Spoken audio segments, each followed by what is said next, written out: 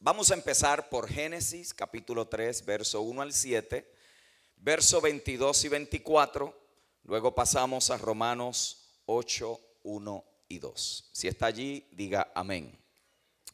Pero la serpiente era astuta más que todos los animales del campo que Jehová Dios había hecho, la cual dijo a la mujer: con que Dios os ha dicho, no comáis del árbol del huerto. Y la mujer respondió a la serpiente: del fruto de los árboles del huerto podemos comer, pero del fruto del árbol que está en medio del huerto, dijo Dios, no comeréis de él, ni le tocaréis, para que no muráis. Entonces la serpiente dijo a la mujer: no moriréis, sino que sabe Dios que el día que comáis de él, serán abiertos vuestros ojos y seréis como Dios, sabiendo el bien y el mal. Y vio la mujer que el árbol era bueno para comer y que era agradable a los ojos, y árbol codiciable para alcanzar la sabiduría. Y tomó de su fruto y comió, y dio también a su marido, el cual comió así como ella. Entonces fueron abiertos los ojos de ambos, y conocieron que estaban desnudos. Entonces cosieron hojas de higuera y se hicieron delantales. Verso 22 al 24. Y dijo Jehová Dios: he aquí el hombre es como uno de nosotros, sabiendo el bien y el mal. Ahora pues que no alargue su mano y tome también del árbol de la vida y coma y viva para siempre. Y lo sacó Jehová del huerto del Edén para que labrase la tierra de que fue tomado. Echó pues fuera al hombre y puso al oriente del huerto de Edén querubines y una espada encendida que se revolvía por todos lados para guardar el camino del árbol de la vida. Romanos 8, 1 y 2. Ahora pues, ninguna condenación hay para los que están en Cristo Jesús, los que no andan conforme a la carne, sino conforme al Espíritu. Porque la ley del Espíritu de vida en Cristo Jesús me ha librado, diga, me ha librado de la ley del pecado y de la muerte. La palabra del Señor está bendecida. Si fuéramos a resumir cuál es el tema que gobierna la Escritura desde Génesis hasta Apocalipsis, tendríamos que decir sin lugar a dudas que es el tema de la vida. Diga conmigo, la vida. De hecho, la Biblia comienza introduciéndonos al tema de la vida en el Génesis y termina hablando acerca del árbol de la vida en el Apocalipsis. En el Evangelio según Juan se considera el tema de la vida no menos de 58 veces. Por lo tanto, cuando usted está estudiando el Evangelio según Juan, está estudiando el Evangelio que trata con los asuntos de la vida. Su Evangelio comienza diciendo que en el Verbo que se encarnó, el cual estaba con Dios y era Dios, dice allí, estaba la vida. Juan 5:26 dice: porque como el Padre tiene vida en sí mismo, así también ha dado al Hijo el tener vida en sí mismo. Primera de Juan capítulo 5 verso 11 dice: y este es el testimonio, que Dios nos ha dado vida eterna, y esta vida, diga conmigo, está en su Hijo. Juan 17:3 lo dice de esta manera: y esta es la vida eterna, que te conozcan a ti, el único Dios verdadero, y a Jesucristo, a quien has enviado. Por lo tanto, el tema de la vida desde Génesis hasta Apocalipsis es lo que gobierna toda la narrativa de la historia de Dios entre los hombres. Dios mismo no tiene vida, Él es la vida. Por lo tanto, cuando Él dice que nos ha dado vida, lo que está diciendo es que Él nos ha dado su misma esencia, que Él se ha impartido en nosotros, que lo que nosotros recibimos cuando nosotros por la fe aceptamos la obra de la cruz, conjunto de doctrinas, sino es a alguien el cual es la vida. Jesucristo, el Hijo de Dios, es la vida eterna. Diga conmigo, vida eterna. Por lo tanto, vida eterna es Dios mismo. Cuando usted habla del tema de la vida, no la puede relacionar a las diferentes clases de vida que hay en la palabra. Hay vida animal, hay vida almática, hay vida vegetal, pero hay una vida superlativa que gobierna todos los órdenes creados y existentes, y es la vida de Dios mismo. De hecho, es esa vida la que sostiene todas las demás vidas. Por eso cuando Pablo habla acerca de la creación, dice que en Él todas las cosas fueron creadas y en Él todas las cosas subsisten. Todo existe por causa de Él y todo existe, diga conmigo, en Él. Ahora, Pablo dice que esa vida es una ley. Y esto es importante que lo entendamos, porque una ley que es administrada por el Espíritu significa y representa que para nosotros es importante entenderla y comprenderla en operación. No vaya a ser que estamos queriendo operar en la vida, pero en realidad estamos operando fuera o independiente o en contra de la ley que gobierna en esa vida. Pablo dice que esa ley es administrada por el Espíritu Santo y esa ley se ha convertido en un principio fijo y estable que contiene una cantidad y un conjunto de potencialidades. Lo que eso significa es que cuando usted y yo nos alineamos, nos gobernamos, ordenamos nuestra vida en base a la operatividad de esta vida, nosotros somos partícipes de toda la potencialidad que la vida contiene y representa. Permítame decirlo de esta manera: la ley está establecida para los malos. ¿Por qué? Porque todo comportamiento que opera en contra del orden civil, opera de las normas establecidas, lleva en sí mismo un conjunto de potencialidades que el que la viola sufre las consecuencias. Si usted y yo nos comemos una luz roja, sufriremos la potencialidad de esa ley. Recibimos un boleto, usted va a creer que era el diablo y es que usted violó una ley. ¿Por qué? Porque toda ley que se viola activa las potencialidades que en ella están contenidas.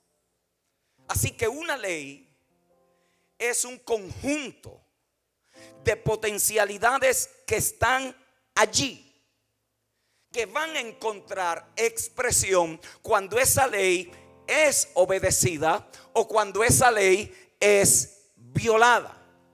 Lo que Pablo nos está diciendo aquí es que la evidencia de que algo es de Dios es que es gobernada por esta ley de vida. Así que la característica principal y fundamental de que algo está operando en la ley del espíritu de vida es ¿cuál? La vida, porque en esa ley todo lo que opera está relacionado a la vida. Lo que es según Dios tiene que vivir. ¿Por qué? Porque contiene la vida de Dios mismo. Esto es una ley. Esto no va a fallar. Esto ha venido desde tiempos antiguos y seguirá por las edades de los edades. Los hijos de Dios podemos tener esta garantía. No importa cuál sea tu crisis, no importa cuál sea tu problema. Si está en Dios, vivirá. Si está en Dios, fructificará. Si está en Dios, cumplirá su propósito. Dale un codazo a alguien ahí, dile: la ley opera porque es una ley del espíritu de vida. Por lo tanto, la evidencia que nosotros tenemos para saber que algo está operando en la ley del espíritu de vida es que la vida misma. Pablo también dice que el fundamento legal sobre la cual esta ley ha sido establecida y opera es Cristo Jesús. Y esto es magistral, porque esta ley entonces no opera independientemente de Cristo. Para estar operando y tener las potencialidades de lo que esta ley nos imparte y nos entrega, hay que estar en Cristo. Independientemente de Cristo, esta ley no opera. No importa se parezca, no importa cómo suene, no importa cómo opere. Si no está en Cristo, la ley del Espíritu de vida no opera. ¿Por qué? Porque es la ley del Espíritu de vida en Cristo Jesús. Yo no sé si usted está en Cristo. Yo no sé si usted sabe que esta ley en este momento está operando. Y usted dice, pero es que todo en mi alrededor está descompuesto. Es que todo parece que va de mal en peor. De algo yo te puedo asegurar, y creo que estoy tan convencido que te lo garantizo, que después que salga de eso que estás atravesando, esta ley de vida del Espíritu, óyeme bien, esta ley, yo no te garantizo las leyes que tú quieras establecerte, pero esta ley de vida del Espíritu va a formar en ti lo que Dios siempre había querido que se manifestara en ti. Te vas a parecer al Hijo de Dios, vas a hablar como el Hijo de Dios, vas a pensar con la mente del Hijo de Dios. ¿Por qué? Porque esta ley opera en Cristo, y todos los que están en Cristo reciben la potencialidad de lo que esta ley representa. Así que los que están en Cristo saben que hay una ley que está operando. La única forma que sabemos cómo opera esta ley, entonces, es poder llegar a conocer a Cristo. Y por favor, déjeme hacer aquí la salvedad, porque la gente piensa que conocer a Cristo es aprender un conjunto de doctrinas cristianas, o es saber mucha Biblia, o es tener grados avanzados de teología. Nada de eso está mal. Nada de eso es equívoco. Lo que yo quiero que usted entienda aquí es que Cristo no es letra. Cristo no son letras rojas en su Nuevo Testamento. Cristo no es un conjunto o un catecismo de doctrina que usted se aprende del 1 al 20. Cristo es un espíritu viviente. Cristo es un ser. Cristo no es una Biblia. Cristo no es un manual. Cristo no es un curso de discipulado. Cristo es el espíritu vivificado que al tercer día resucitó de entre los muertos. Y óyeme bien, está sentado a la diestra del Padre, pero por el Espíritu de vida ha sido depositado en tu espíritu para que podamos conocer todo lo que hemos recibido en Él. Por lo tanto, conocer allí es epignosis, que significa un íntimo conocimiento que tiene que ser revelado. Cristo no puede ser deducido, Cristo no puede ser analizado. A Cristo usted no lo puede concluir. Después que usted estudie todo lo que la historia ha dicho de Él, puede tener información de Jesús, pero no ha conocido al Cristo, porque el Cristo tiene que ser revelado. El Cristo tiene que ser revelado de tal forma que de repente se te mueve el velo de tus ojos, y aquello que tú no veías, ahora lo estás viendo. Aquello que no entendías, ahora lo estás entendiendo. ¿Alguien está comprendiendo? Aquello que tú decías, yo no tengo idea de qué es eso que está diciendo la Biblia, de repente te das cuenta que todo lo que la Biblia dice tiene un solo propósito y objetivo, y es darlo a conocer a Él. Por lo tanto, es posible estar toda la vida en una congregación evangélica y nunca conocer a Cristo. Y aquí es donde muchos nos equivocamos, porque pensamos que información bíblica,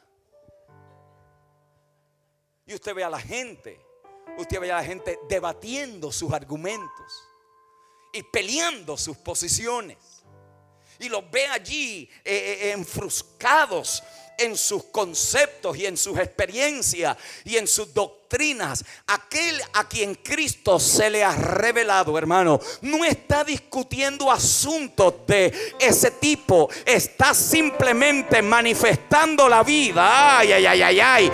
La vida que ha recibido. La característica principal de esa vida no es que es un creyente amargado que está peleando con todo el mundo porque él se cree el policía de la palabra de Dios, sino que está amando a aquellos, aleluya, a quien otros no pueden ni quieren amar, porque la evidencia de que Dios está presente es el amor. Diga conmigo: la ley de vida solo se sabe cómo opera si conocemos a Cristo. Conocerlo a Él es conocer la vida.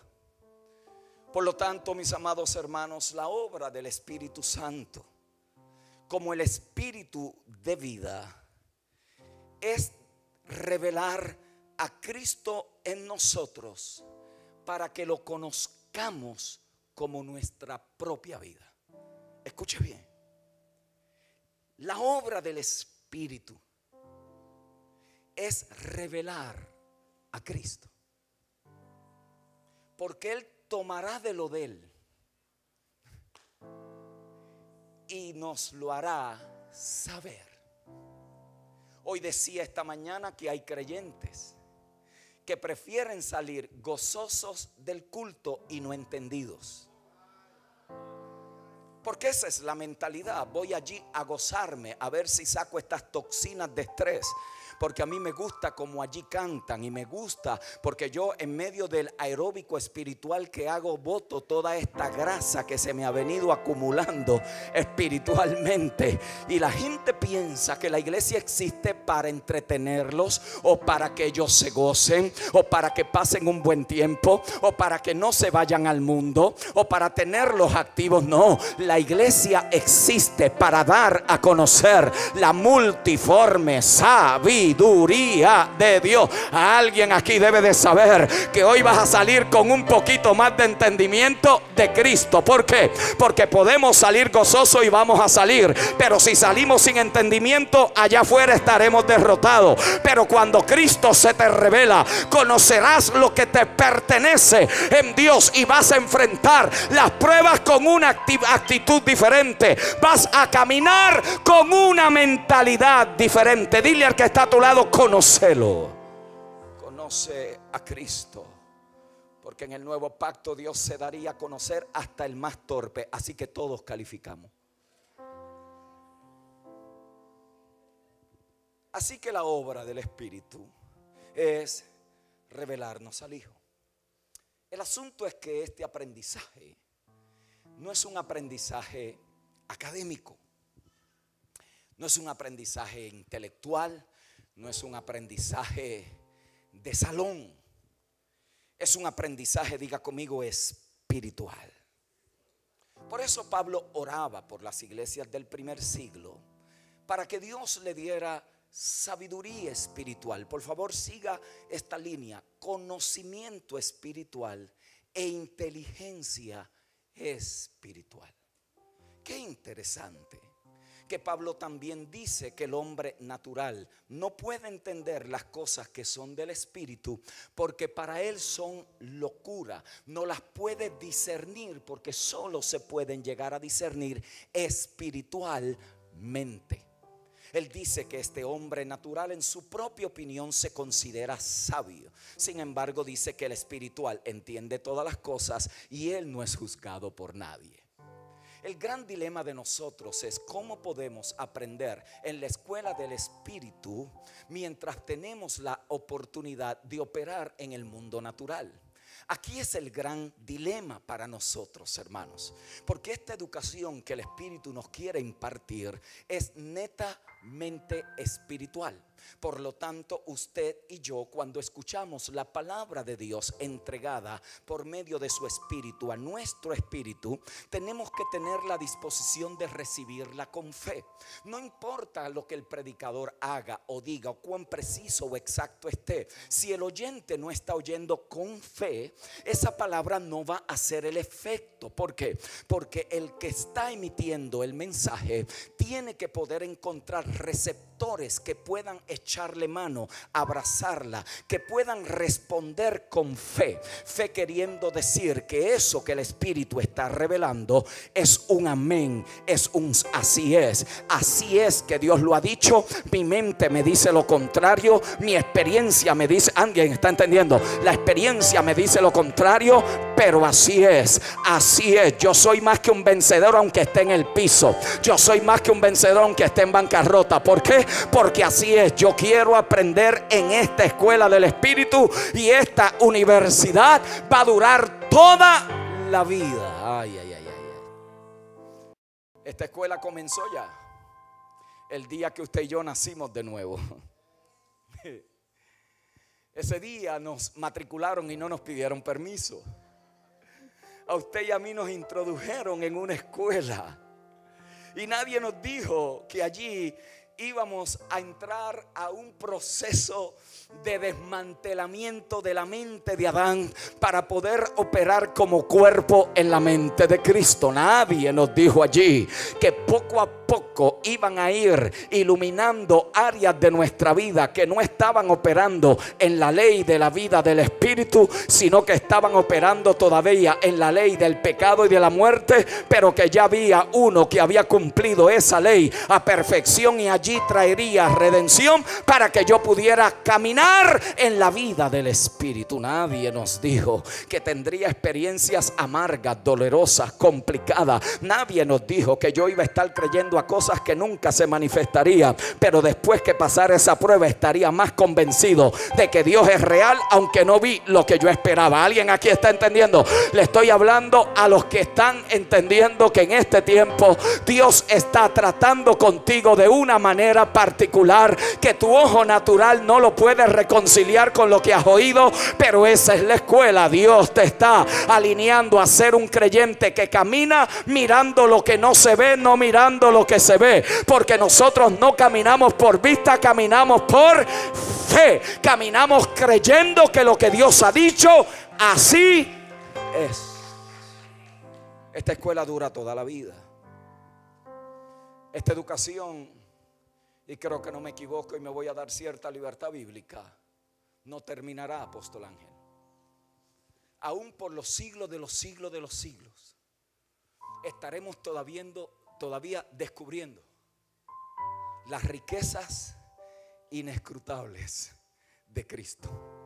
Todavía estaremos aprendiendo de Cristo, en quien están los tesoros de la sabiduría y de la revelación.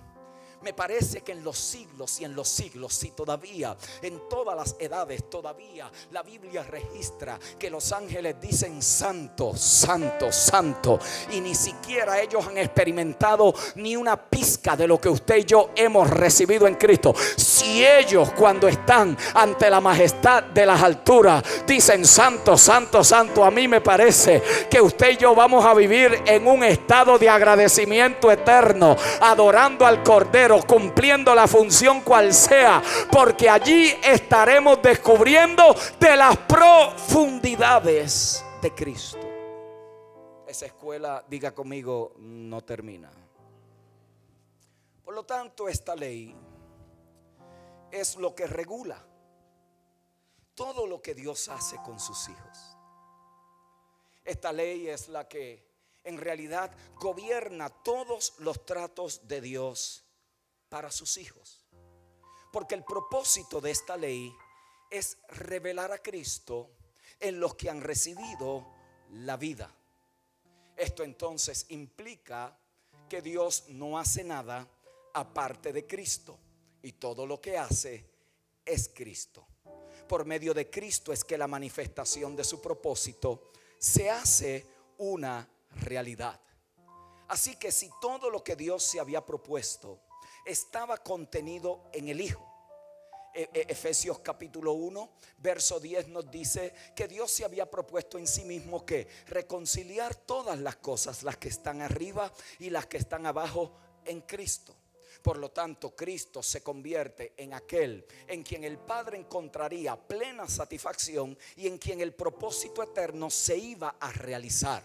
Nada sería por coincidencia, nada sería un golpe de suerte, nada estaría a la deriva, todo estaría regulado por el Hijo. Así que si esta ley del Espíritu de vida en Cristo Jesús estaba en operación desde la eternidad, entonces, mis amados hermanos, esta ley tiene que poderse trazar desde el Génesis hasta el Apocalipsis. ¿Por qué? Porque la intención de la palabra es revelar al Hijo. Así lo dijo Jesús cuando resucitó con los hombres camino a Emaús. Lucas capítulo 24, verso 27. Y comenzando desde Moisés y siguiendo por todos los profetas, les declaraba en todas las escrituras lo que de él decían. Por lo tanto, cuando usted esté leyendo el libro de Levíticos, pregúntese: ¿dónde está Cristo aquí? Cuando esté estudiando el tabernáculo, pregúntese: ¿dónde está Cristo aquí?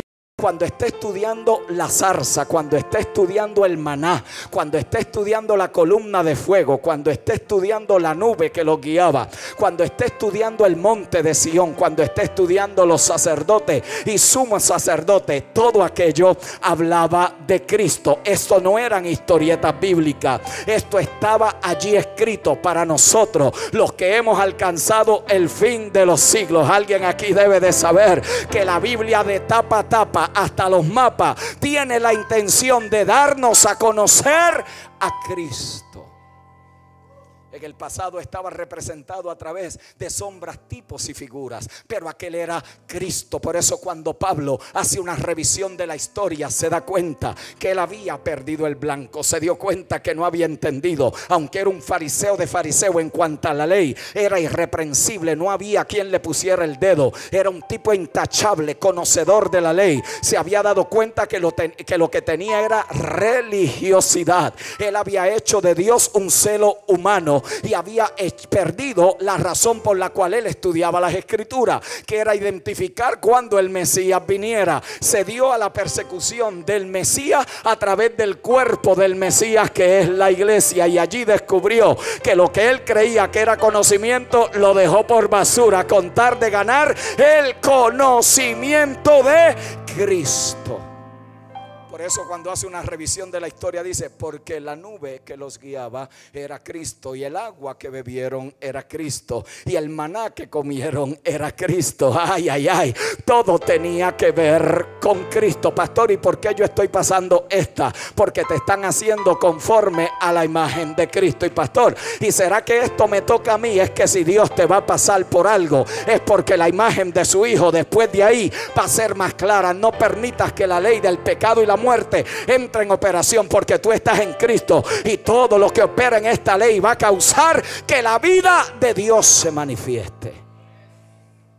Por lo tanto, allí encontramos que todo en la Biblia tiene la intención de revelar ¿a quién? A Cristo. La representación más exacta de esta ley está representada en 7 hombres. Estos 7 hombres, si usted notará a través de toda la escritura, 7 es un número de plenitud. 7 es un número de representación, en la cual cuando Dios termina algo en el número 7, expresa su máxima expresión. En otras palabras, es su gloria. Por eso usted encuentra que Juan usa 7 milagros. Por eso usted encuentra el 7 a través de toda la escritura. Son 7 los días de creación, pero son también 7 los hombres que aparecen en el Génesis. Cada uno de esos hombres son una representación en miniatura. En otras palabras, es una microexpresión de una expresión de Cristo. Por eso es que se habla de la fe de Job. Por eso es que se habla de la paciencia de Abraham. ¿De qué está hablando? Está hablando de una virtud de Cristo en ella que fue expresado en un momento determinado de la historia. No es para que usted se enamore del que lo escribió, sino para que pueda apasionarse con el que él representó. Ay, ay, ay, ay. Hay gente que se enamoran de los personajes bíblicos y no encuentran a Cristo en el personaje. Yo no quiero enamorarme del personaje. Ese personaje puede ser como Elías, frágil y débil como nosotros, pero si ese personaje yo empiezo a comprender que de Cristo estaba manifestándose allí, yo voy a tener un entendimiento más claro de la operación de la ley, del espíritu de vida en ese momento particular. Diga conmigo, 7 hombres. Se los voy a dar, vamos a predicar solamente de uno. Estoy en la primera parte de la introducción.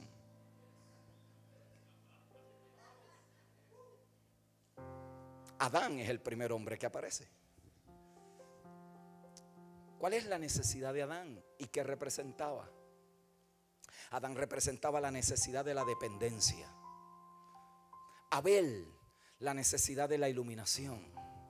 Noé, la necesidad de la resurrección. Abraham, la vida de fe. Isaac, el fruto de la fe. Jacob, el fundamento del servicio. Y José, la vida entronada y que gobierna. Por lo tanto, si usted fuera a hacer un recorrido y a nosotros nos permitieran ir al frente en un proyecto ya terminado, usted vería que estas 7 cosas nos las están enseñando a través de la escuela del Espíritu. Nos están enseñando dependencia, nos están iluminando el entendimiento, nos están enseñando el poder de una vida resucitada, nos están enseñando lo que es el fruto del servicio, nos están enseñando lo que es vivir por fe, nos enseñando lo que es una vida que gobierna y una vida entronada. Por lo tanto, estos 7 hombres se convierten en una micro representación de lo que es la ley de vida del Espíritu operando desde Génesis, porque acabamos de leer todo lo que estaba escrito en los profetas y en las escrituras daban testimonio de él. Cuando usted estudie el Antiguo Testamento, órele al Espíritu, ¿dónde está Cristo aquí? Porque usted no quiere ser un creyente que narra historias bíblicas. Ustedes quieren ser creyentes que cuando hablen de la historia manifiesten al Cristo que estaba allí. Usted no crece por historia bíblica, usted crece porque en la historia bíblica hay una manifestación de la vida de Dios. Ay, ay, ay, ay, ay. Por lo tanto, Cristo está representado en todo. Hoy vamos a tomar uno solamente, porque este uno nos va a ayudar a comprender la contraparte de la ley. Si usted nota en la escritura, Adán y Cristo son cabezas representativas. Son 2 órdenes gubernamentales con 2 órdenes de operación. Uno opera en la vieja creación y el otro opera en la nueva creación. Adán es la cabeza representativa de la vieja creación. Por lo tanto, todo lo que está en Adán en relación al propósito, diga conmigo, es viejo. Ya pasó. Ya fue crucificado y sepultado. Lo que resucita no es un Adán mejorado. Por eso la obra del Espíritu no es que tú seas una mejor persona. Por voluntad propia tú puedes llegar a ser mejor que lo que eres hoy, pero eso no significa que serás como Cristo. Porque lo único que puede hacer de nosotros la imagen de Cristo es la obra del Espíritu, que no es en la fuerza de la voluntad humana, sino que viene por medio de la transformación del entendimiento a la comprensión de quién somos en Cristo. Por lo tanto, Pablo, para ayudarnos a entender que hay 2 cabezas representativas y que estas 2 cabezas representan un orden operacional, hace una distinción marcada en Romanos capítulo 5, pero también en 2 de Corintios 5:17. Él nos dice: de modo que si alguno está en ¿quién? En Cristo. ¿Si está dónde? En Cristo, nueva criatura es las cosas viejas pasaron. Ahí no está hablando del ron que tú te bebías, ni de los gallos que jugabas, ni de lo malo que eras antes. Eso no es lo que está hablando allí. Gloria a Dios que nos sacó de toda esa basura. Pero eso no es lo que está hablando allí. Está hablando de un orden al que tú y yo pertenecíamos, a un gobierno al cual tú y yo estábamos sujetos, a un orden operativo en el cual tú y yo operábamos. A eso Pablo le dice: de modo que si alguno está en Cristo, nueva criatura es. Las cosas viejas pasaron. ¿Qué fue lo que pasó? El orden adámico con sus operaciones, con todo lo que representaba. Pero ahora todas las cosas están siendo ¿qué? Hechas totalmente ¿qué? Nuevas. Y me encanta, no quiero estacionarme allí mucho, pero si usted sigue el próximo verso dice: y todo esto proviene de Dios. En otras palabras, usted no lo puede producir, usted no lo puede manufacturar, usted no se lo puede inventar, usted no puede hacer experimentos a ver si le sale una nueva creación. Todo esto proviene de Dios. Esto es una obra de Dios desde principio a fin. Yo tengo noticias para alguien aquí. No eras que tú eras medio bueno y Dios te tenía que salvar. Estabas totalmente perdido, pero por la gracia de Dios aquel bendito día te rescató, te trajo. Yo no sé cómo te trajo, pero estás aquí hoy diciendo: Padre, gracias por Cristo el Señor. Por lo tanto, este Adán, note, es la cabeza representativa del orden del alma viviente. Y como en una ley establecida desde el principio que todo se reproduce según su género, quiere decir que todo lo que vendría después de Adán sería considerado y operaría en el orden del alma viviente. Pablo dice en Romanos 5:14, si está allí, búsquelo, la segunda parte del texto, porque quiero solamente tocarle. Dice que Adán era una sombra del que había de venir.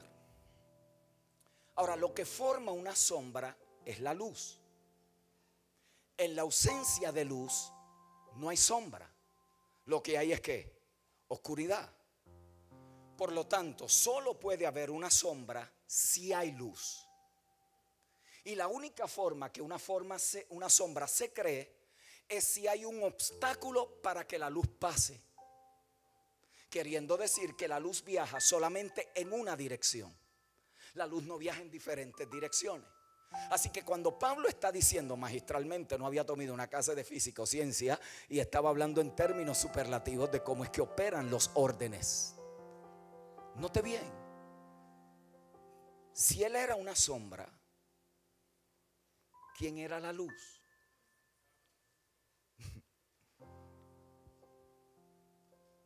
Pablo dice, él era una sombra del que había de venir.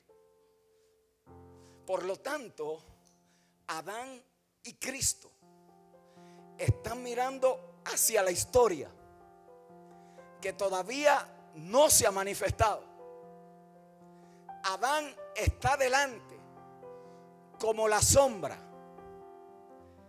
queriendo decir que la luz no podía tener plena expresión porque la sombra estaba siendo reflejada en el obstáculo. El obstáculo allí no es negativo, el obstáculo es probatorio, queriendo decir que este ser al cual Dios había creado para que fuera sombra del que había de venir, tenía una función que cumplir. Si él cumplía la función, él dejaría de ser sombra y sería también luz. Por lo tanto, Adán tenía que ser probado. Y la prueba de Adán allí estaba representada en unas directrices relacionadas a la dieta. Se le dijo que podía comer de todo árbol, menos de un árbol que la Biblia lo identifica como el árbol de la ciencia del conocimiento de ¿qué? Del bien y del mal. Pero a la misma vez se le dijo que había un árbol en el huerto. Y por favor siga esto, porque esto es magistral. Aquel árbol no era de esta creación. Aquel árbol no lo produjo la tierra. Dice que Dios lo puso en el huerto. Por lo tanto, aquel árbol no pertenece al orden ni a la vida que sostenía los árboles del planeta. Aquel árbol era una representación magistral de Cristo. Era el árbol de la vida. Ese árbol de la vida estaba allí y era lo que alimentaría al hombre. Si el hombre llegase a comer de aquel árbol, entonces la vida que aquel árbol contenía, entonces entraba al hombre. Permítame ilustrarlo de esta manera. Es como tener un guante y meterle la mano. El guante parece la mano, pero no es la mano. El guante no sirve para nada si no le metes la mano. El guante simplemente sería un objeto que está allí con algunos movimientos flácidos, pero al que tú le metes la mano, entonces ese guante puede cumplir el propósito para el cual el guante ha sido creado. Allí estaba Adán. Él tenía vida, pero no era la vida de Dios. Era la vida almática, era la vida de los seres que viven, era la vida de los seres que existen, pero la vida de Dios estaba contenida en el árbol. Adán estaba allí como una prueba para que, respondiendo en obediencia a Dios,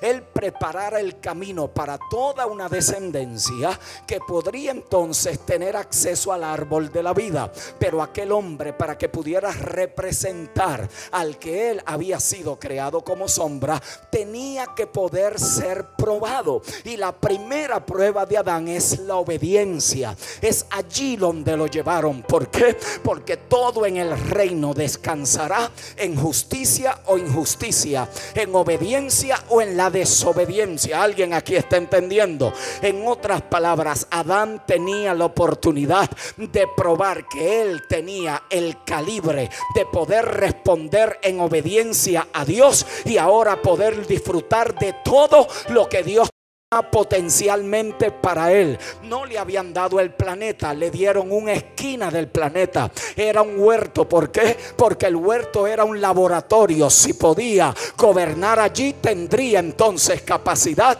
de llenar la tierra y multiplicarse, pero no tenía allí todo el orden del planeta bajo su dominio. Allí Dios lo estaba probando. Bendito sea Dios en Cristo. Usted conoce la historia. El primer Adán fracasó en la prueba de gobierno, pero el postrer Adán, que era la luz, se quitó la sombra y ahora aparece el Hijo de Dios en el planeta. Allí estaba. Si Adán no hubiera escogido el camino de la muerte, por eso ahora Adán entra a ser el representante de una generación muerta. Por eso el que no está en Cristo está muerto, pero el que está en Cristo está vivo. Por eso el que está en Adán está maldecido, pero el que está en Cristo está bendecido. Por eso el que está en Adán vive bajo el temor del juicio, la condenación y el castigo. Pero el que está en Cristo ha entendido que Él le abrió un camino vivo y ahora el Padre lo invita para que se acerque hasta el trono de la gracia, no de la ley, para que pueda encontrar allí misericordia y gracia para el oportuno socorro. Todo el que está en Cristo ahora no tiene que vivir las consecuencias del desastre de Adán. Allí estaba Adán, desobedeció y se convierte ahora en el representante de otra ley, la ley de la muerte y el pecado. Por lo tanto, en su prueba de gobierno falla. Pero cuando ahora Dios tiene que sacarlo, cerrar el huerto para que nadie tenga acceso al árbol de la vida. Ahora no podía regresar el hombre allí. La primera reacción que tiene es esconderse, se tiene que cubrir, se tiene que autoproteger, se tiene que autoalimentar y ahora él mismo se constituye Dios en sí mismo. En otras palabras, en vez de depender de todo lo que mi Padre me da, ahora yo tengo que geniármelas para ver si yo lo puedo conseguir. Allí estaba Adán como cabeza representativa. representativa. Pero era una sombra, diga conmigo, era una sombra. Porque la verdadera luz, que era la luz de los hombres, estaba retenida en los cielos hasta el cumplimiento de los tiempos. Y vendría un segundo hombre, el postrer Adán, y este sí que nos iba a mostrar cómo es que opera la ley del espíritu de vida. Por lo tanto, Cristo logró lo que Adán fracasó en lograr, y por medio de la vida cumplió con el propósito de Dios. Por eso el camino al cual usted y yo hemos entrado es un camino vivo. Diga conmigo, camino vivo. Ahora Adán no es representante de la vida. Ahora Adán es el representante ¿de qué? De la muerte. En Adán aprendemos sobre la ley de la vida cuando consideramos lo que la muerte causó en él. En otras palabras, es por causa del fracaso de Adán que usted y yo hoy entendemos cómo opera la ley de la muerte y conocemos cómo opera la ley de la vida. ¿Para qué esto es importante? Para que usted y yo podamos distinguir qué cosas causan muerte y qué cosas causan vida, qué cosas son del orden de Adán y qué cosas son del orden de Cristo, qué cosas no producen ni provienen de la justicia y qué cosas provienen de la injusticia. Ambos son hombres representativos. En Adán la muerte, en Cristo la vida. Así que si queremos conocer cómo es que opera la vida, tendremos que conocer a Cristo. Y si queremos saber cómo opera la muerte, tendremos que estudiar a Adán. Y es aquí donde las tentaciones tienen un sentido crucial, porque allí es que se contesta en realidad la pregunta sobre la vida o la muerte. Entender la tentación de Jesús es fundamental, lo que allí sucedió, lo que eso representó, porque él como segundo hombre tenía que poder vencer en el mismo escenario que el primer hombre fracasó. No podía ser menos, no podía ser imitado, no podía ser manipulado. Tenía que ser exactamente donde el primer hombre cayó. Así que la tentación se presentó de la misma manera a Jesús como se le presentó a Adán. Se le presentó como algo bueno. Por eso es que toda tentación, toda seducción siempre se presenta de tal manera que hace el objeto que se está considerando algo bueno y deseable. Toda tentación y toda seducción apela a la razón humana para que en sí misma ella pueda decidir, tomar la decisión, considerar a sí mismo qué es lo que es bueno y qué es lo que es malo. Este fue el problema de Adán, y aquí es que viene la lección para nosotros, que Adán no consideró lo que venía detrás. Lo único que él pudo ver fue el objeto de la tentación, pero él no pudo entender las consecuencias que la desobediencia traería. Adán no vio quién lo estaba tentando y seduciendo y entró a razonar. Sin embargo, Cristo inmediatamente se dio cuenta. Él sabía lo que estaba detrás de aquello. Él sabía lo que estaba allí sucediendo. Él sabía que si él se deja seducir por su propio razonamiento, él iba a tener la razón. Ahí fue donde Adán cayó. Adán cayó en el escenario del razonamiento humano, pero el Hijo de Dios, el postrer Adán, el segundo hombre, inmediatamente apela a algo superior a la razón humana. Escrito está. No te lo voy a discutir, no te lo voy a argumentar, no voy a entrar en debates a ver si no es de Dios. Esto no responde a la ley de la vida, por lo tanto no puede ser de Dios, porque si fuera de Dios, tú no estarías cuestionando a Dios, no estarías debatiendo mi identidad, porque esto que viene de Dios no juega con la vida de Dios. Allí es que el hombre entra. Por eso es que toda tentación al inicio es buena. algo que para la razón humana es buena. Una vez entramos a razonar, hermano, siempre razonaremos a nuestro favor. Siempre tendremos la razón nosotros. Siempre el abogado interno nos va a dar la razón. Siempre, no hay nada peor, hermanos. No sé si a usted le ha pasado, pero hay veces que uno se encuentra con personas que están allí como obsesionadas con algo. Ellos saben que no es de Dios. Ellos saben que no proviene de Dios. Ellos saben que no opera la vida de Dios, pero es una terquedad impresionante. Es una ceguera impresionante. Y usted los ve y usted trata de razonar con ellos y no puede llegar a ninguna conclusión. ¿Por qué? Porque están tratando de pelear en el mundo del espíritu con la razón humana, y esto no opera de esa manera. Muchos de ustedes van a ser libres hoy de caminos de muerte, porque Dios te va a dar sabiduría para entender cómo responder a la seducción y a la tentación. Por lo tanto, siempre nuestro abogado interno nos va a dar la razón, y siempre vas a encontrar suficientes razones del por qué lo puedes hacer. Así que la primera tentación que vemos allí es apelante a la facultad de adquirir cosas. Por favor, nótelo allí. Con que Dios os ha dicho que el día que comieses de ese árbol, ustedes no van a morir. ¿Sabe Dios lo que Él le está escondiendo? ¿Sabe Dios lo que ustedes pueden llegar a aprender que Él no quiere que ustedes sepan? La facultad de adquirir, la facultad de tener, la facultad de obtener cosas. En el caso particular de Adán, era adquirir conocimiento. Qué interesante, hermanos. Era adquirir conocimiento. Y si bien es cierto que el conocimiento en sí mismo no es malo, el conocimiento es bueno, siempre y cuando esté dentro de los parámetros justos.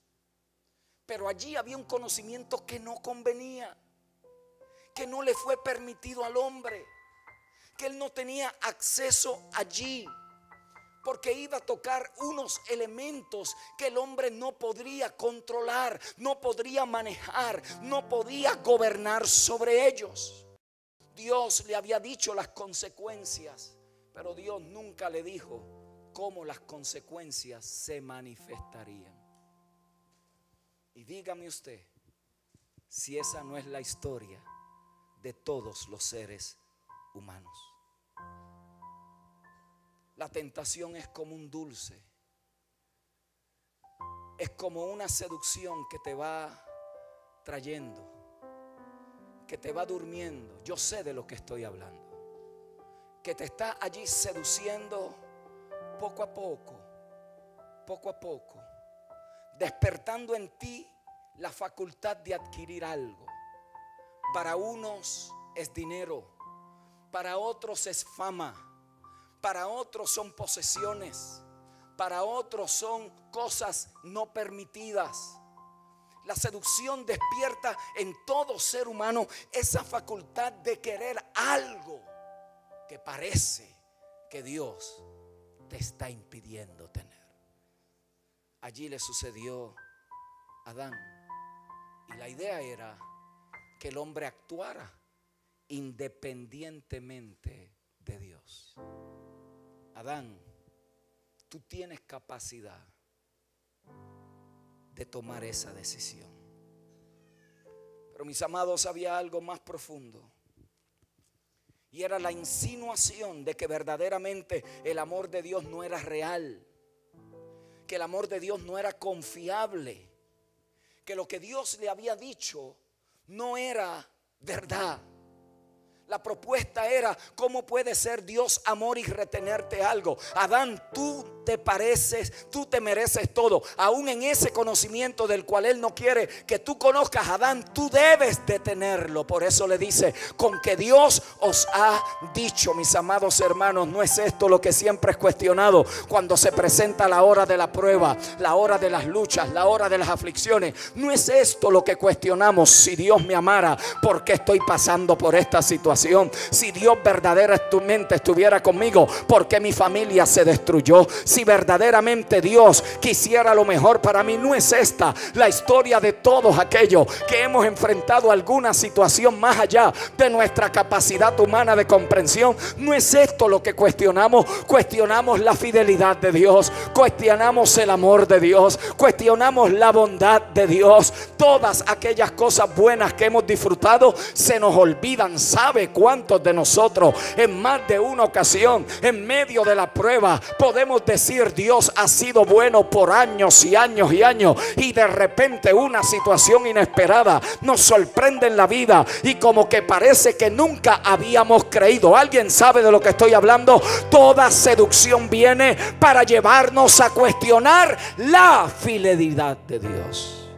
Es allí donde aparece, donde se levanta una cortina como de humo que nos impide ver la bondad de Dios, y lo único que vemos es la adversidad que tenemos por delante. Nos obsesionamos preguntándonos si Dios verdaderamente me amara, y si lo que dijo es cierto, porque entonces póngale usted el nombre que sea. Esta pregunta la tienen millones de creyentes. Por eso a veces vienen a buscar un alivio, vienen a ver si alguien le da una palabra que les calme la conciencia, alguien que le dé una esperanza de que Dios verdaderamente estaba allí. Con razón, mi amado hermano, la revelación de Jesucristo en el libro de Apocalipsis, capítulo 19, verso 11, es: entonces vi el cielo abierto y aquí un caballo blanco, y el que lo montaba se llamaba Fiel y Verdadero, y con justicia juzga y pelea. ¿Sabe por qué se le dijo a esa gente? Porque están siendo perseguidos, los están buscando para matar. La primera iglesia perseguida por Nero,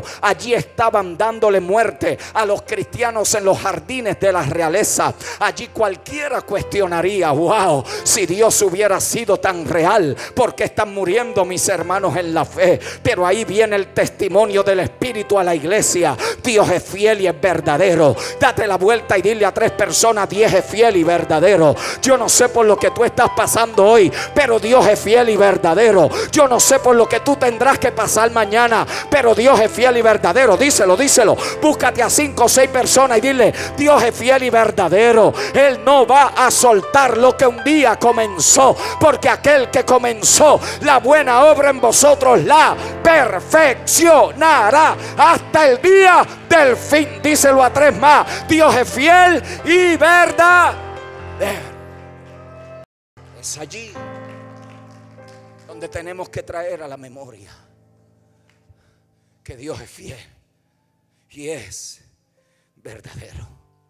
Cuando en el día de la prueba tu razón humana te haga cuestionar, cuando venga allí la mente adámica, cuando escuches la voz del tentador, con que Dios te ha dicho, con que Dios te ha prometido, con que Dios ha dicho acerca de ti, esos son cuentos de hadas, esos son sueños de gente ilusionada. Allí tienes que traerte a tu memoria. No puedes permitir que la razón debata ese pensamiento. Tienes que traer un pensamiento superior al escenario. Tienes que derribar todo argumento. Tienes que romper con toda fortaleza, porque si no se va a empoderar de tu vida de pensamiento y vas a escuchar la palabra año tras año, semana tras semana, y no va a penetrar, porque no es un demonio el que te está tapando los oídos, es que tu corazón se entenebreció, tu corazón se endureció, tu mente ahora está nublada. Pero yo vengo como profeta de Dios a decirte a ti hoy en esta noche: Dios quiere que tú entiendas que Él está contigo en medio del dolor, en medio de la prueba, en medio de la aflicción. Allí está formando a un hijo y a una hija madura en el Espíritu de Dios. Allí Aquí hay un hombre que se está formando y una mujer a quien Dios está entrenando para cosas mayores. Dígalo conmigo, Él es fiel y es verdadero. Por eso cuando Adán entró en razonamiento con la serpiente, mis amados hermanos, ya estaba en terreno peligroso. Ya de ahí es un poco más complicado salir. Es allí donde se empiezan a formar las fortalezas. Por eso es que de la misma manera que la ley del espíritu de vida es progresiva, la ley del pecado y la muerte es progresiva. Por eso es que Adán, aunque por incredulidad desobedece, Dios lo tiene 930 años en el planeta. Por lo tanto, aquí hay un principio operativo que es magistral. Lo que el enemigo estaba buscando allí, la serpiente, era desconectarlo de la sabiduría de Dios para conectarlo a la razón humana. Resultado, Dios desplazado. Por eso cuando usted y yo decimos yo sé, y ese yo sé está basado en lo que usted humanamente sabe, jamás producirá vida en el espíritu. Por eso Pablo le decía a los corintios: el que se cree saber algo, hágase ignorante.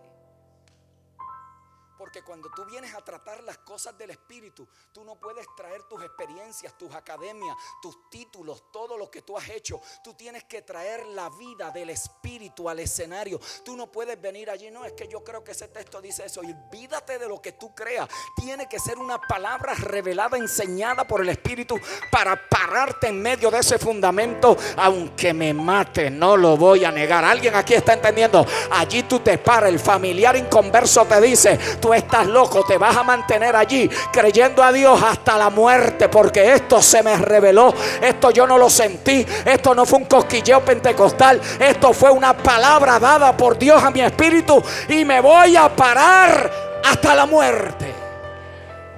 Cristo probó esto. La cruz, el dolor de la cruz, amados pastorales, era sentirse abandonado por el Padre. Y aún así fue obediente hasta la muerte, y la muerte de cruz. Cuando te encuentres en esos tiempos, hermano, donde miras para arriba y está lloviendo, y miras para abajo y hay un huracán, y miras para allá y hay una tormenta, y miras para allá abajo y hay una guerra, agárrate de la cruz, porque si Él fue obediente, tú también lo puedes ser, porque en ti opera la ley de vida del Espíritu en Cristo Jesús. Ay, ay, ay, ay. Alguien aquí debe de saber que tú no estás solo peleando esa batalla. Él está contigo en medio de esa realidad. La ley de muerte es todo aquello que se independiza de Dios y reclama independencia en su juicio, deseos y voluntad. El hombre, creyendo que puede ser igual a Dios, entra a caminar en el camino de la muerte. Así fue que operó la ley de la muerte en el primer Adán. Pero cuando vino el postrer Adán, Él vino a modelarnos cómo opera la ley de vida del Espíritu. Jesús fue tentado en todo como lo fue Adán, y en todo como nosotros también seremos tentadas. Como en Adán era llevarlo a la muerte, y si Satanás hubiese logrado que la tentación de Jesús lo hubiera seducido para llevarlo a independizarse de Dios, hubiera ganado en el territorio legal.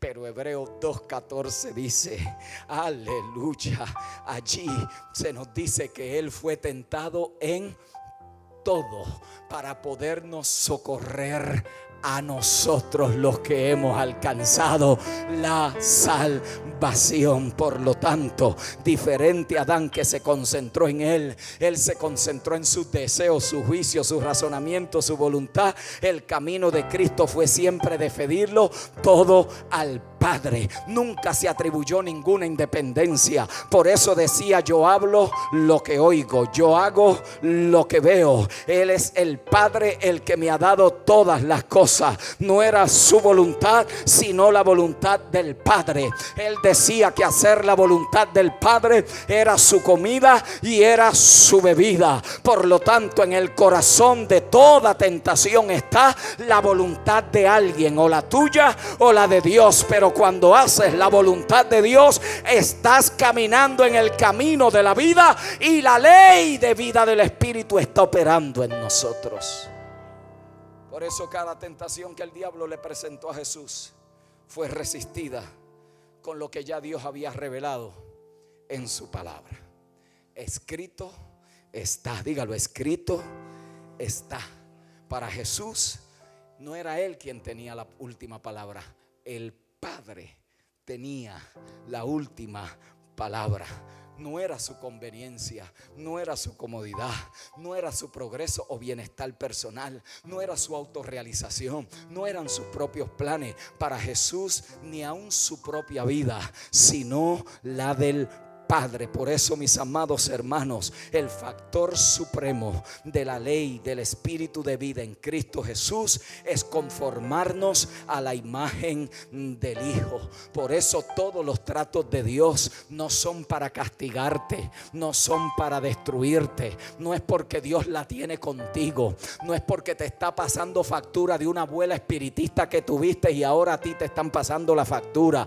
Todo lo que Dios permita, todo lo que Dios genere, siempre tendrá una finalidad. Al final del camino, parecernos a su Hijo, parecernos a la imagen del Hijo de Dios, en obediencia, en dependencia, en servicio, en madurez, en entendimiento, en conocimiento de la voluntad de Dios. Pastor, llegaré a ser millonario si obedezco. Eso no se requiere para ser millonario. Lo que tienes que administrar bien, pero para llegar a parecerte al Hijo de Dios, hay que caminar en el Espíritu y obedecer la ley del Espíritu de vida. Óyeme bien, cada trato de Dios contigo, la prueba que has tenido que soportar, debe de estar operando en ti la imagen de Cristo. La lucha que has tenido que vencer debe de haber producido en ti la imagen de Cristo. Cualquier cosa en esta vida tiene la intención de que cada uno de nosotros seamos conformados a la imagen del Hijo de Dios. Por eso Pablo a los romanos le dice: porque ni la muerte, ni la vida, ni lo alto, ni lo bajo, ni lo presente, ni lo porvenir, ni ninguna cosa creada podrá separarnos del amor de Dios que es en Cristo Jesús, Señor nuestro. Ay, para los que están en Cristo no hay condenación. Esto es, a los que caminan conforme al Espíritu y no conforme a las obras de la carne. ¿Cuáles son las obras de la carne? Todo lo que opera en el orden adámico. ¿Cuáles son las obras del Espíritu? Todo lo que opera en el orden de Cristo, el postrer Adán. Por lo tanto, usted no siempre va a identificar que es una obra de la carne por el comportamiento. Por eso es que Pablo no termina la lista y dice: y cosas semejantes a estas. Queriendo decir, aun cuando no tienes evidencia visible, chequea con el fruto del Espíritu. Revísalo. Cuando te seduzcan por allí que es que yo siento paz, y si siento paz es de Dios, mira a ver cuál es el fruto de esa decisión. Porque si ese fruto de esa decisión no es conforme al fruto de Cristo, aunque sientas paz, te están engañando, porque lo que vas es a destruir, no a edificar. Y es una sutileza, apóstol Ángel, que la gente viene donde uno: es que yo siento paz, y como yo siento paz, eso tiene que ser de Dios, porque si no fuera de Dios. Mire qué engaño sutil. Y cuando usted mira cuál es el fruto de la decisión que siente paz, es adámico, es de la carne, no es en el orden del espíritu. Por lo tanto, hasta con esa sensación de paz te pueden engañar. Así que hay cosas semejantes que no vamos a identificar, que tenemos que poderlas juzgar en el espíritu. Y esa es la ley del espíritu de vida.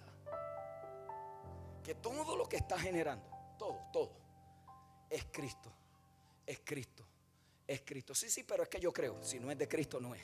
Sí, pero es que a mí me parece, si no es conforme a Cristo no es.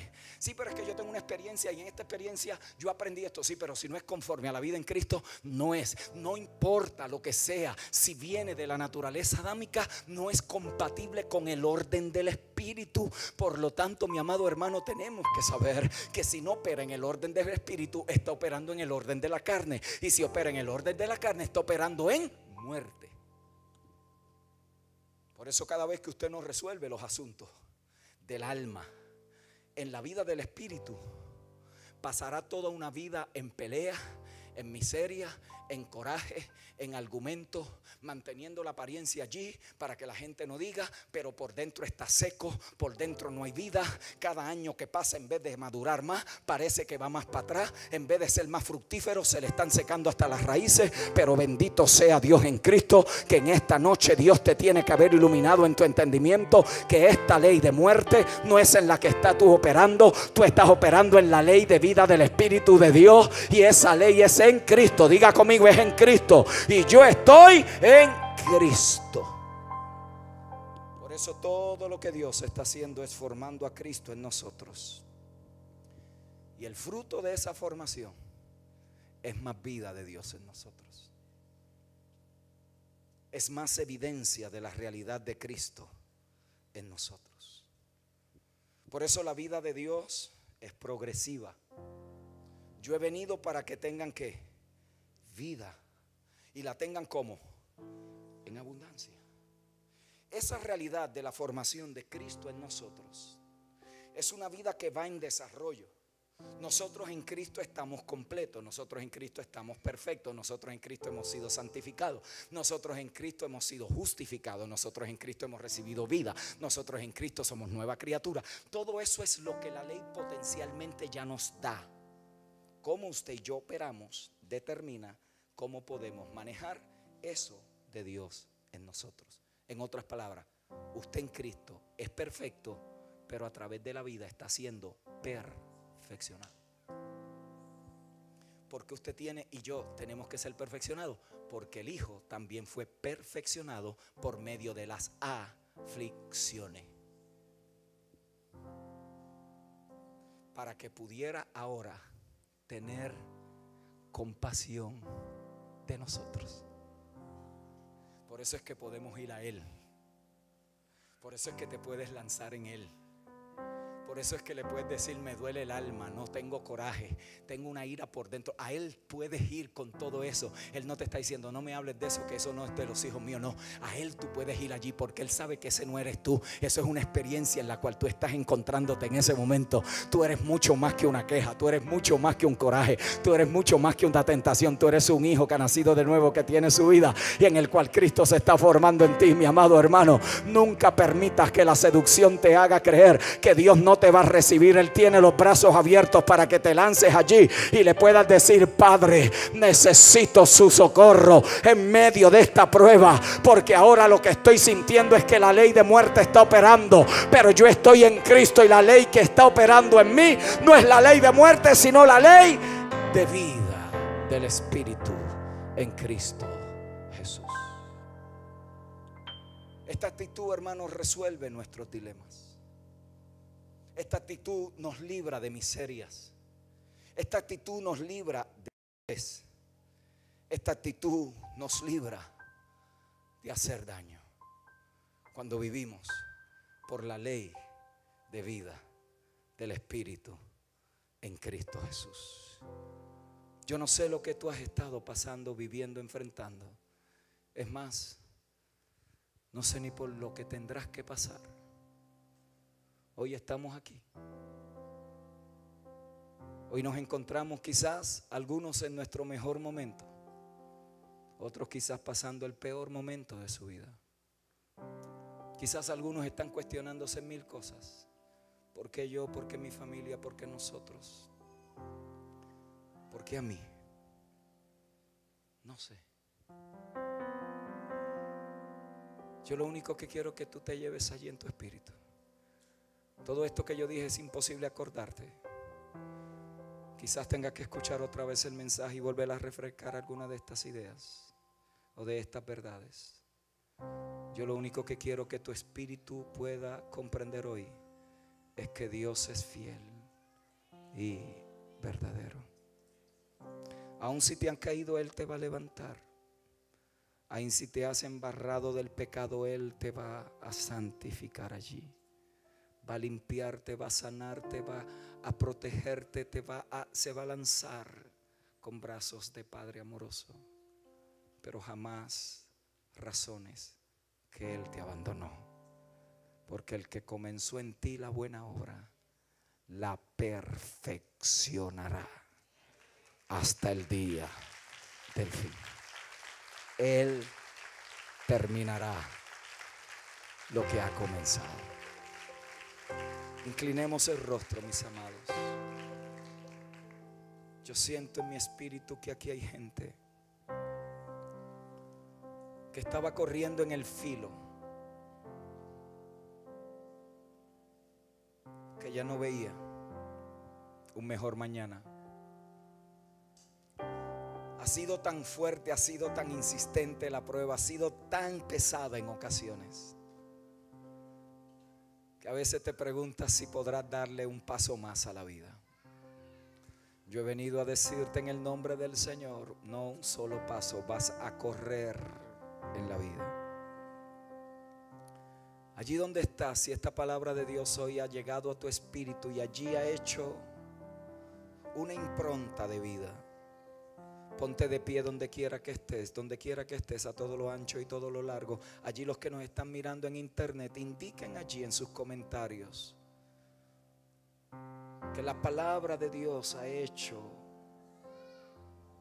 allí espacio, o hay espacio en tu espíritu para esta palabra. Alguien aquí se pone de pie allí atrás y dice: pastor, yo quiero hoy abandonarme en la gracia de Dios. Bendecido, bendecido. Varones valientes. Si estás siendo tentado, seducido, si allí el razonamiento humano ya está en su más alta expresión, estás combatiendo en tu mente. Es una batalla campal. Es una lucha intensa, desgastante, drenante. Ponte de pie significando eso, simplemente que hoy tú estás respondiendo a la palabra de vida. No estás respondiendo a tu razón humana, no estás respondiendo a tus argumentos humanos. Estás descansando en que lo que Dios ha dicho en su palabra hoy se hace real y vida en tu espíritu. Sí, Señor, gracias. Gracias por hombres y mujeres que responden en fe a tu palabra. Saldrán de aquí, Señor, fortalecidos y fortalecidas. Saldrán de aquí con entendimiento y sabiduría. Toda carga, toda pesadez, toda pesadumbre, toda neblina, Señor, que se ha allí anidado, que se ha acomodado en el entendimiento, que está allí, Señor, impidiendo poder ver más allá del día de hoy, yo te pido que sea removida en el nombre del Señor, y que tu palabra, Señor, vuelva a ser como miel allí, a ser como martillo, a ser como jabón. Que tu palabra venga, Señor, a formar a Cristo en la vida, en el corazón de mis hermanos y hermanas. Señor, que allí al pasar el tiempo, los días, las semanas y los años, Señor, haya una manifestación y una expresión tangible y visible de la vida del Cristo en ellos. Yo te doy gracias porque no serán derrotados, porque ya en ti son más que vencedores. Te doy gracias porque ese poder que actúa poderosamente en ellos los sostiene, los mantiene de pie. Levanta si se han caído, Señor. Es el poder que los preserva y los guarda. Es la palabra de gracia que tiene poder para sobreedificarlos y darle herencia con los santificados. Es tu palabra la que nos sostiene en la vida. Señor, gracias por Casa Centro Cristiano Betel. Gracias por los pastores, el apóstol Ángel, la pastora Ibeliz, el equipo de liderazgo. Por toda esta casa ministerial, lo que representan y lo que significan en este momento de la historia para el propósito, Señor, que tú tienes para estos hijos.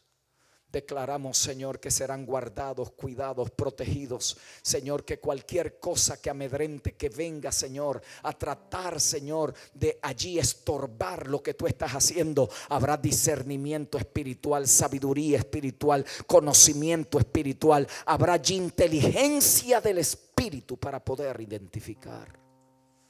Declaramos que en ti somos más que vencedores.